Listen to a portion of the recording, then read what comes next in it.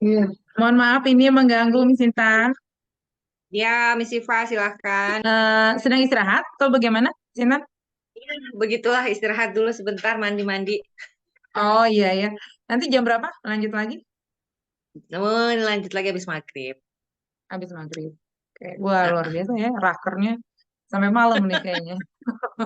ya, ini Iya. gimana Miss Siva? Jadi ini ada tugas wawancara ya terkait dengan jadi memang wawancara ini kan nanti end in mind-nya itu akan membuat perangkat pembelajaran.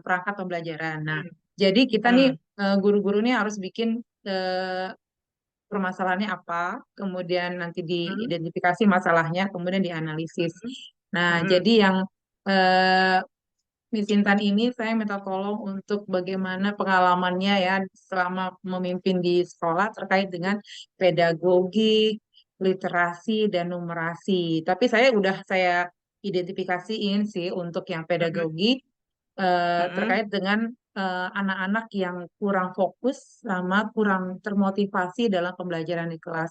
Mungkin Miss hmm. Intan ada beberapa kasus-kasus ya terkait dengan ini, mungkin bisa sharing dengan saya dan apa sih solusinya untuk menghadapi anak-anak seperti ini. Saya itu Miss Intan. Iya, baik. Terima kasih banyak Miss Siva. Memang betul ya untuk saat ini anak-anak menjadi lebih rentan atau menjadi lebih eh, singkat fokusnya dibandingkan dengan anak-anak mungkin generasi Y, generasi X gitu ya, karena mereka eh, lebih cepat keinstanannya dibandingkan generasi-generasi yang lain. Kami melihat itu bagaimana dalam sebuah pembelajaran mereka sangat cepat sekali teralihkan, mulai dari teralihkan oleh teman, teralihkan oleh kebisingan, ataupun teralihkan oleh hal-hal kecil lainnya pun mereka akan cepat sekali teralihkan dari fokus yang mereka miliki. Rentan konsentrasi mereka hanya sekitar 10 sampai eee, sekitar 10 menit, Cepat mereka ke bisa fokus distraksi ya. kemudian Heeh. Iya, betul, iya. dan ketika ada sesuatu yang apa ya, menjadikan mereka tertarik, itu pasti Hmm. akan sangat teralihkan dan mereka lebih memilih sesuatu yang menarik bagi mereka.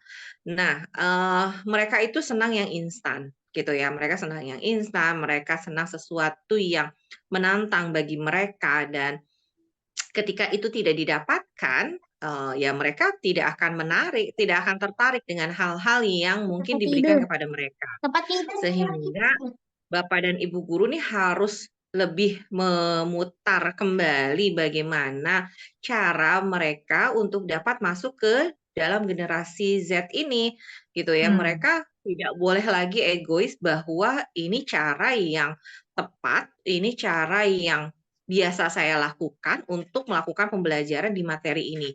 Tidak bisa lagi seperti itu. Karena kita tidak hanya mengajar, anak di apa ya, di generasi yang lalu gitu, tapi generasi yang saat ini dengan kompleksitas yang mereka miliki berbeda dengan apa yang sudah pernah kita lakukan dahulu. Sehingga metode-metode, kemudian juga kesukaan mereka, kita mendekati anak-anak ini dari hal-hal yang mereka sukai gitu. Bukan artinya guru harus terlibat secara langsung dengan hal-hal yang mereka sukai, tapi kita bisa menarik atau mengetahui informasi-informasi apa sih yang sedang mereka mereka sukai gitu. Jadi guru-guru ini harus up to date gitu, harus up to Hmm. date dengan apa yang terjadi di anak-anak usia SD karena kita kan berada di sekolah dasar ya. Artinya Iya, saat iya. ini nih anak-anak sukanya apa sih? Yang lagi in tuh apa gitu. Dan ini yang harus kita tahu, bukan kita ikut benar-benar menyukai itu, tapi setidaknya kita memahami ketika anak-anak mengajak kita ngobrol, mengajak kita untuk bisa mendekat kepada mereka, kita paham apa yang sedang mereka bicarakan, apa yang sedang mereka sukai. Jadi caranya bagaimana kita bisa bersama dengan anak-anak, bagaimana anak-anak bisa percaya kepada kita, yaitu ambil dari sisi yang mereka sukai. gitu. Hah? Sehingga saya sudah menyampaikan kepada para guru saya, yuk lihat karakteristiknya terlebih dahulu. Bagaimana sih anak-anak yang akan kita ajar. Kemudian setelah itu cari kesukaan mereka apa. Ngobrol bukan sebagai guru, tapi sebagai teman. Tapi teman yang tetap memiliki koridor bahwa mereka nggak bisa tanpa adab. Tapi mereka harus tahu juga bahwa kami tetap gurunya, tapi bersikap seperti teman. Seperti itu sih, Miss Siva. Baik, terima kasih Miss Intan. Nah, ini terkait dengan literasi. Banyak peserta didik ya yang sekarang kurang suka untuk membaca. Mhm, Apalagi mhm, apalagi sudah mengenal gadget. Mereka lebih memilih untuk memain games atau melihat Instagram atau Facebook itu yang lebih cepat yang mereka dapatkan informasi ya. Jadi visual-visual mhm, daripada untuk membaca. Nah, ini mungkin apa sih yang bisa di SD 1 terapkan untuk menarik minat mhm, anak untuk membaca supaya mereka itu apa ya, literasinya tergugah gitu. Gitu. mhm. Iya, kami melihatnya bahwa buku tetap menjadi sebuah sumber belajar ya bagi anak-anak kita. Hmm. Jangan hanya tergantung kepada sesuatu yang instan dengan membuka satu buah laptop kita bisa mendapatkan semuanya. Bahkan Swedia pun akan kembali nih ke menggunakan Iya, iya. Saya buku dengar begitu. serta Betul. betul, menulis kembali sehingga Mm-mm. kemampuan literasi anak-anak semakin terasah gitu ya. Mm-mm. Nah, kami memiliki WIG ya, WIG atau goals-nya dari sekolah nih apa sih gitu. Nah, salah satunya adalah dari, literasi. Nah, literasi ini kita meminta kepada anak-anak untuk membaca. Membaca buku-buku, berapa buku dalam 1 minggu, kemudian isi bukunya seperti apa.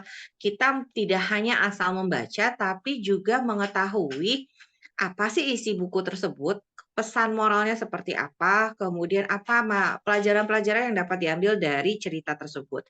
Jadi tidak hanya kita membaca, jadi literasi itu bukan artinya membaca saja ya atau menulis, Mm-mm. tapi Iya. mereka dapat memahami, kalimat, kemudian inti dari cerita tersebut, inti dari sebuah permasalahan yang telah mereka baca, kemudian mereka juga dapat mengaplikasikan apa yang mereka dapatkan, hal-hal positif apa yang mereka dapatkan dari, bacaan yang mereka telah baca. Kemudian kita juga melakukan bagi anak-anak yang terlambat hadir nih, gitu. Terlambat hadir ini kita tidak hukum dengan hukuman fisik, tidak kita hukum dengan hal-hal yang Iya. mungkin tidak masuk akal, tapi kita Mhm. meminta mereka membaca Hmm. buku, kemudian mereka menyampaikan kepada guru-guru piket apa yang telah mereka baca. Jadi Oke. hukuman itu pun meningkatkan, kemampuan literasi dari anak-anak, seperti itu. Jadi Iya, iya. kita mewajibkan anak untuk, membaca, kemudian menelaah, mengevaluasi, ataupun juga bahkan mungkin menceritakan kembali dari apa yang telah mereka baca sesuai dengan WIG yang ada di sekolah SDS Poti 1, begitu. Ya, baik. Jadi sudah banyak ya strategi-strategi SD 1 untuk meningkatkan literasi kepada anak ya. Termasuk ini juga ya masuk ke dalam intrakurikuler ya, Iya, masuk dalam betul pembelajaran. sekali. Kita Walau hanya masukkan satu dalam JP. Hmm. heeh. Iya Iya, betul. betul library activity di mana anak-anak, akan berkunjung ke perpustakaan. Kemudian saat ini kita juga bergabung dengan program, Baca Jakarta, di mana Mhm. anak-anak mendaftar, kita daftarkan anak-anak dalam program Baca Jakarta bersama dengan Hmm. Perpustakaan Jakarta Selatan, sehingga anak-anak lebih terarah, mereka memiliki program dalam 21 atau 30 hari, bagaimana membaca yang, baik sesuai dengan program yang diberikan oleh Perpustakaan DKI Jakarta. Iya. Baik, satu lagi ini untuk pertanyaan Mhm, Miss Intan. Terkait dengan iya, numerasi, iya numerasi ini ya, ini kan pastinya kalau anak-anak kalau udah soal angka, aduh, udah kayaknya udah ini ya anti banget nih.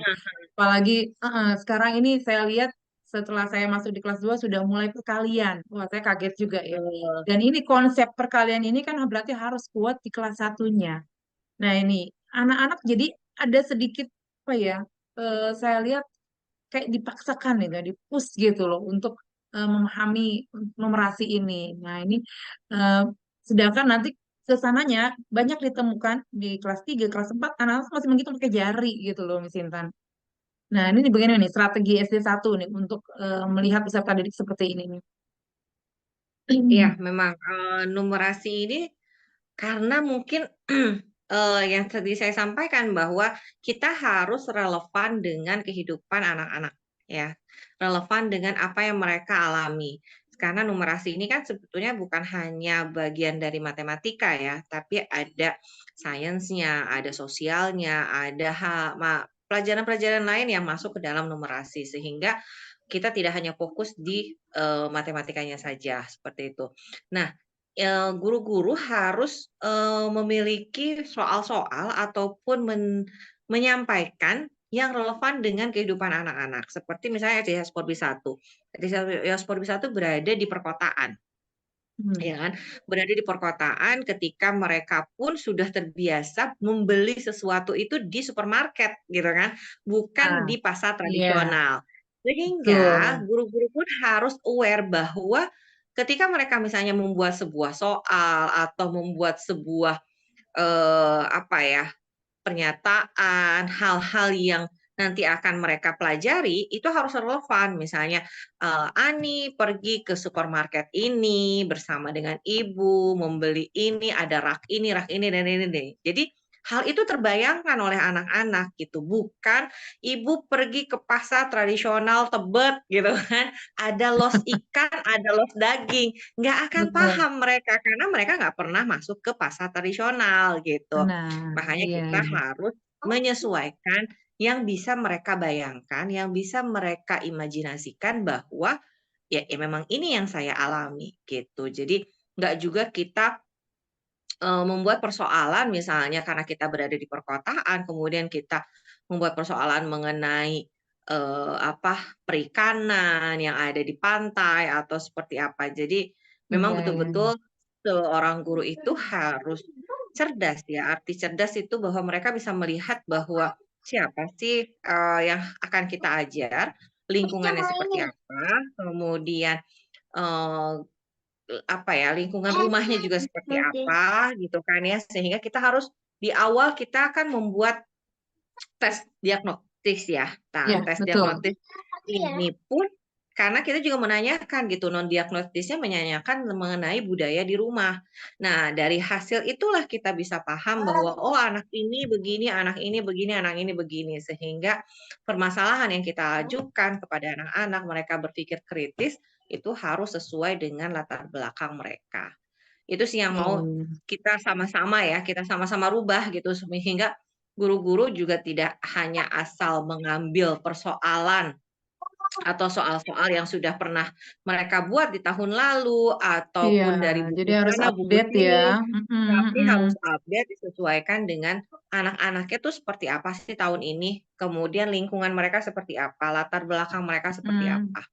Jadi kita Jadi kalau tidak misalnya kalau ke hanya pasar ada mhm. tawar-menawar, jadi nggak bisa juga ngasih soal seperti itu ya ke anak-anak ya. Iya, betul. Karena di pasar yang modern yang mereka mereka datangi tidak ada Iya, tawar-menawar, gitu. Hanya ada benar. diskon mungkin ya. Nah, jadi Diskon, iya. tawar-menawar itu diganti dengan diskon.